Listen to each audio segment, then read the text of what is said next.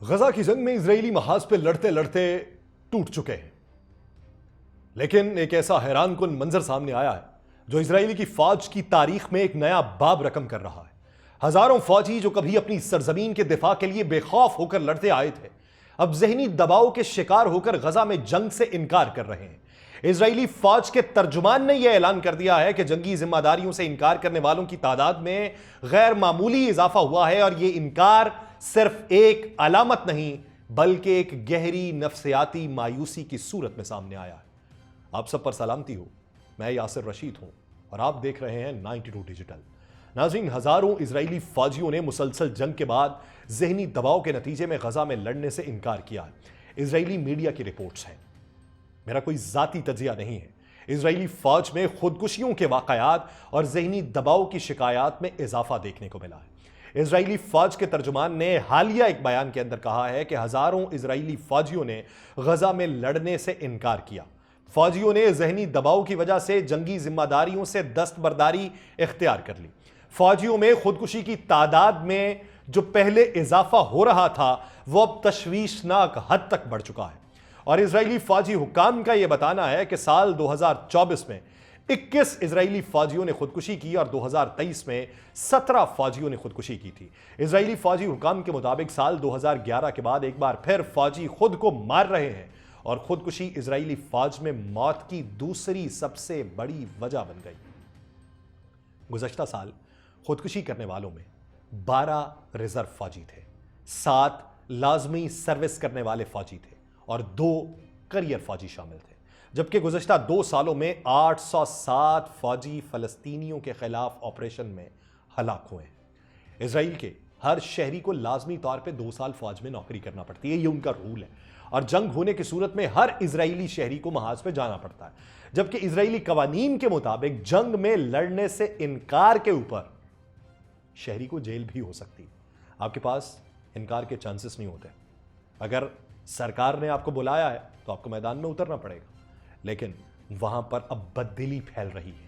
اور صرف بددلی اس معاملے کے اوپر دکھائی نہیں دیتی، اسرائیلی عوام کی اپنے حکومتی اقدامات پہ تشویش بھی دکھائی دے رہی ہے، جو مختلف مسائل، معاشرتی، سیاسی و جغرافیائی عوامل کے اوپر بھی منحصر ہے۔ اندرونی سیاست میں حالیہ عدالتی اصلاحات کے خلاف بڑے پیمانے پہ مظاہرے دیکھنے کو ملے ہیں، جنہیں کئی لوگ جمہوریت کے لیے خطرہ سمجھتے ہیں، جبکہ دوسرے انہیں عدلیہ کی طاقت کا متوازن کرنے کے لیے ضروری قرار دیتے ہیں۔ فلسطینی تنازع کے حوالے سے حکومتی پالیسیز جیسے کہ مغربی کنارے میں بستیوں کی توسیع، فوجی کارروائیوں پر عوام کی رائے منقسم دکھائی دیتی ہے۔ کچھ لوگ انہیں اسرائیل کی بین الاقوامی تنہائی اور تنازع کے تسلسل کا سبب مانتے ہیں، جبکہ دیگر انہیں سیکیورٹی کے لیے لازم قرار دیتے ہیں، لیکن جو تنازع کا سبب مانتے ہیں ان کی تعداد میں اضافہ ہو رہا ہے۔ عرب اسرائیلی تعلقات میں اقلیتوں کے حقوق اور انضمام کے اوپر بھی اس وقت مباحثے جاری ہیں، جبکہ بعض حلقے سخت گیر پالیسیز کی حمایت کرتے ہیں۔ اسی طرح انتہائی قدامت پسند حلقوں کی پالیسیز، خاص طور پہ فوجی چھوٹ، تعلیم اور حکومتی فنڈنگ کے مسائل بھی عوامی بحث و مباحثے کا حصہ بن چکے ہیں۔ عالمی سطح کے اوپر اسرائیلی حکومت کے اقدامات کے اثرات بھی عوامی فکر و تشویش کا باعث بن چکے ہیں، خاص طور پہ یہودی جو ڈائسپورا کے رد عمل ہیں اور بین الاقوامی تحاریک جیسے BDS کے بڑھتے ہوئے اثر و رسوخ ہیں۔ اس کو لے کے نوجوان نسل جو عالمی نظریات سے زیادہ واقف ہے، اکثر مکالمے اور مفاہمت کے لیے زیادہ تیار نظر آتی ہے، لیکن یہ رجحان جو ہے یہ سب کے لیے یکساں نہیں ہے۔ اگرچہ کئی اسرائیلی عوامی تحریکیں جیسے پیس ناؤ اور بریکنگ دی سائلنس میں سرگرم ہے، ایک بڑا طبقہ معاشی، سماجی یا ذاتی مسائل پر زیادہ توجہ دیتا ہے، اور اسرائیلی معاشرہ ان مسائل کے اوپر متحرک اور الگ سے آرا رکھتا ہے، جو اس کی جمہوری روایات کی عکاسی بھی ہے کہ وہاں پہ لوگ جو ہیں وہ حکومت کی پالیسیز کا ساتھ نہیں دے رہے۔ ایک طرف بنجمن نیتن یاہو جو ہے وہ ایک ڈکٹیٹر کے طور پہ منظر عام پہ آ رہا ہے، دوسری طرف فوجیوں میں بددلی پھیل رہی ہے، تیسری طرف ہتھیار ڈالنے والے آپشنز کے اوپر بات چل رہی ہے، چوتھی طرف پیس ناؤ کی تحریک ہے، پانچویں طرف بریکنگ دی سائلنس والی تحریک جو ہے وہ زور پکڑتی چلی جا رہی ہے، چھٹی طرف بنجمن نیتن یاہو کے اپنے اوپر ہونے والے مقدمات میں عدالت میں سامنا کرنے سے انکار ہے۔ یہ مجموعی طور پہ صورتحال اسرائیل کے لیے پریشانی کا باعث ہے، اور دوسری طرف جب اسرائیل کو یہ معلوم ہے کہ حزب اللہ اپنی تحریک کو مضبوط کر رہا ہے، اپنی اسلحہ سازی کی جو جہت ہے اس کے اندر اضافہ کر رہا ہے۔ حماس یرغمالیوں کی واپسی کے حوالے سے انکاری ہو چکا ہے، یمنی حوثی مزید مضبوط ہونے کی تگودو کر رہے ہیں، تو ایسے میں بوکھلایا ہوا وہ کیا کر رہا ہے؟ غزہ کی پٹی میں اسرائیلی فضائی حملوں کے اندر تیزی آ چکی ہے، جس کے نتیجے میں شدید جانی نقصان ہوا ہے۔ ایک حملہ صلاح الدین سٹریٹ کے قریب موواسی علاقے میں خیمے کے اوپر کیا گیا، جسے اسرائیل نے انسانی امداد کی زون کے طور پہ نامزد کیا تھا۔ اس حملے میں کم از کم 10 افراد شہید ہوئے، جن میں 3 بچے تھے اور 2 سینئر پولیس آفیسرز شامل تھے۔ ایک اور حملہ دیر بلا کے علاقے میں 8 فلسطینیوں کی شہادت کا باعث بنا، جن کا تعلق امدادی قافلوں کی حفاظت کے لیے بنائی گئی مقامی کمیٹی سے تھا۔ اب 2023 کو بیٹھ کے پیٹتے رہیں گے کہ حماس نے اسرائیل پہ حملہ کیا اور یہ سب اس کا نتیجہ ہے، یا اب بیٹھ کے اس بات کے اوپر تہیہ کرنے کی ضرورت ہے کہ کیا بین الاقوامی سطح کے اوپر مشرق وسطیٰ کے یہ حالات کسی کے لیے متحمل ہو سکتے ہیں، کسی کے لیے بہتری کا باعث بن سکتے ہیں، یا سب کو ہی اپنی لپیٹ میں لے لیں گے؟ دوسری طرف یمنیوں کے حوالے سے جو بات تھی، علی البخیتی جو ماضی میں یمن میں حوثیوں کے ترجمان رہ چکے ہیں اور اب برطانیہ میں مقیم سیاسی اور سماجی کارکن ہیں، انہوں نے یہ کہا ہے کہ اسرائیل حوثیوں کی حکومت کے خاتمے میں کردار ادا کر رہا ہے۔ البخیتی نے وضاحت کی ہے کہ حوثی یمنی معاشرے کا حصہ ہیں اور ان کی پالیسیز ملک کے اکثریتی لوگ مانتے ہیں، یہ الگ بات کہ بہت سے نالا بھی ہوں گے۔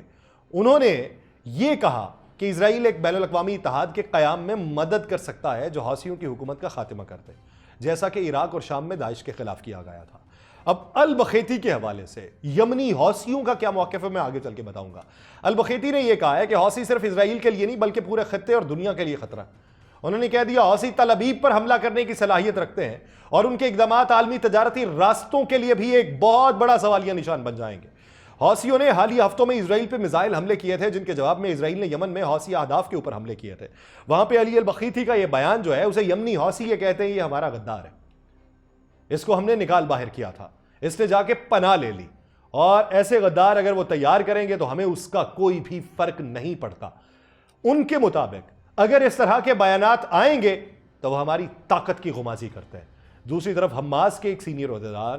موسیٰ ابو مرزوق نے حالیہ دنوں میں کہا ہے کہ قاہرہ میں متوقع مذاکرات میں جو جمعے کو ہونے والے ہیں، حماس اور اسرائیل کے درمیان یرغمالیوں کے تبادلے اور غزہ میں جنگ بندی کے امکانات زیادہ ہیں، لیکن اس سے پہلے اسرائیل اور حماس کے درمیان مذاکرات میں رکاوٹیں آ چکی تھیں، خاص طور پہ حماس کی جانب سے یرغمالیوں کی فہرست فراہم نہ کرنے کی وجہ سے، کیونکہ حماس یہ کہتی ہے کہ اکثر یرغمالی تو ایئر سٹرائک کے اندر ہی مارے گئے۔ ابو مرزوق کا یہ بیان ایک ایسے وقت میں سامنے آیا ہے جب حماس اور اسرائیل کے درمیان ڈائیلاگز میں پیش رفت کی امیدیں بڑھ رہی ہیں، حالانکہ اسرائیل نے حماس پر یرغمالیوں کی فہرست فراہم نہ کرنے کا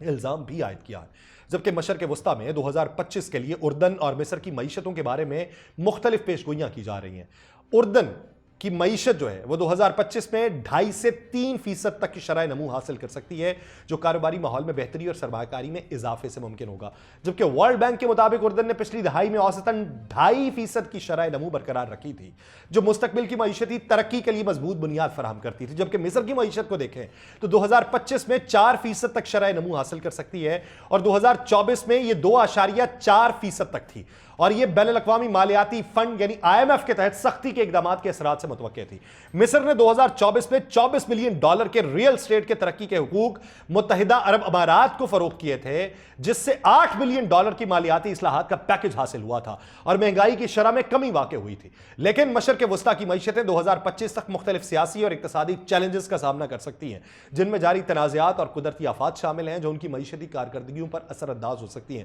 یہ خبر بتانے کا مقصد یہ ہے کہ خطے کے کچھ ایسے ممالک ہیں جن کی سرحدیں اسرائیل، فلسطین، لبنان، شام یا یمن کے ساتھ لگتی ہیں، لیکن اس کے باوجود بھی ان کی معیشتیں اگر ترقی کریں گی تو پھر یاد رکھیے کہ ان کی معیشتیں کی ترقی کرنے میں کسی نہ کسی کی سہولت کاری تو ضرور ہے۔ جبکہ غزہ کی پٹی میں جاری تنازع کے دوران انسانی بحران شدت اختیار کر چکا ہے، جہاں خوراک کی شدید قلت اور بھوک کا سامنا ہے۔ اقوام متحدہ کے ماہرین نے شمالی غزہ میں قحط کے خطرے سے خبردار کر دیا ہے، لاکھوں افراد کو فوری طور پر امداد کی ضرورت ہے۔ جبکہ اقوام متحدہ کے آزاد ماہر مائیکل نے کہا ہے کہ بڑی عالمی طاقتیں بھوک کو جغرافیائی سیاسی ہتھیار کے طور پر استعمال کرنے کی خاموش منظوری بھی دے رہی ہیں، جس کے نتیجے میں غزہ میں قحط کی صورت میں سامنا کرنا پڑ رہا ہے۔ بچوں اور بزرگوں سمیت عام شہریوں کو خوراک کی شدید قلت کا سامنا ہے اور اموات کے اندر اضافہ ہو رہا ہے۔ عالمی برادری اگر فوری مداخلت نہیں کرتی تو یہ بھوک کے مارے جو ہیں یہ کیا کریں گے؟ وہ پلٹ کے واری کریں گے، وہ آپ کی معیشتوں کو تباہ کریں گے، وہ آپ کا زندہ رہنا بھی محال کر دیں گے. سوچ رکھیے کہ اگر وہ پلٹ کے وار کرنے کے اہل ہو گئے تو پھر آپ کسی چیز کے اہل باقی نہیں رہیں گے. مجھے دیجیے اجازت. اللہ نگہبان.